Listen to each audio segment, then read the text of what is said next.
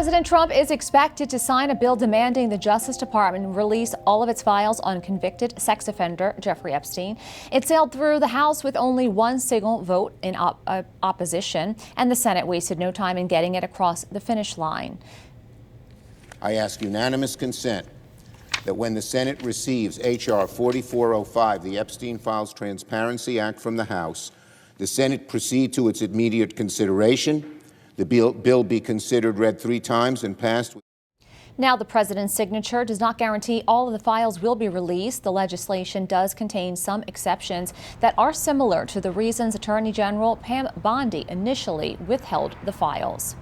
Mark Lytle, a former senior official with the Department of Justice, joins me now to discuss. Thank you so much for your time. So first, do you think the DOJ attorneys will actually release the files, or could there be legal obstacles? Hi, Veronica. Thanks for having me this evening. Yes, well, the fine print of the statute hasn't been really released yet, but there's been some reporting that within 30 days after the signature of the president, the Epstein files are going to have to be produced and released. But there are exceptions, and the exceptions include personal information about victims and anything jeopardizing a federal investigation. And that could be a broad list of categories that could be withheld. Now, members from both sides. Oh, please finish. Yeah, no, but once after 30 days and after the documents have been released, according to the legislation, the Department of Justice has to give Congress a list of the materials released and withheld. So, and that would include a full report of any redactions and a list of any government officials and politically exposed persons that are redacted. So I think there's got some teeth in it for people who suspect that maybe it's not all being released, that they'll have something to go on to fight about if they want a more transparent, if transparency is not being obtained by the Department of Justice's release.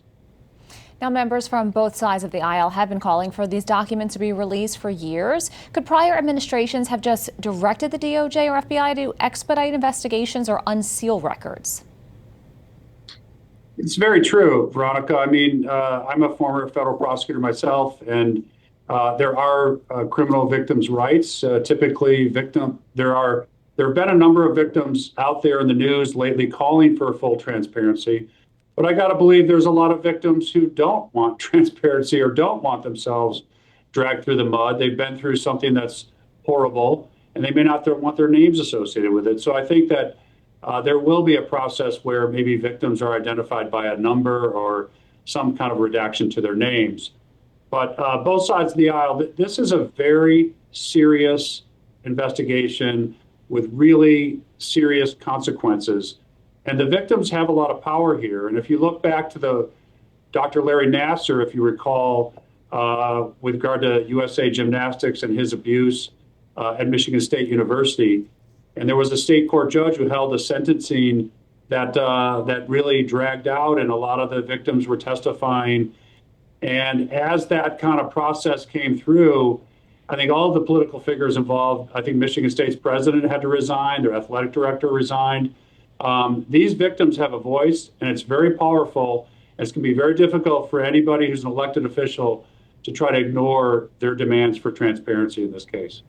We're already seeing prominent figures resigning from positions over their ties and communications with Jeffrey Epstein. How far-reaching of an impact could the release of these files have, not just in Washington, D.C., but around the world?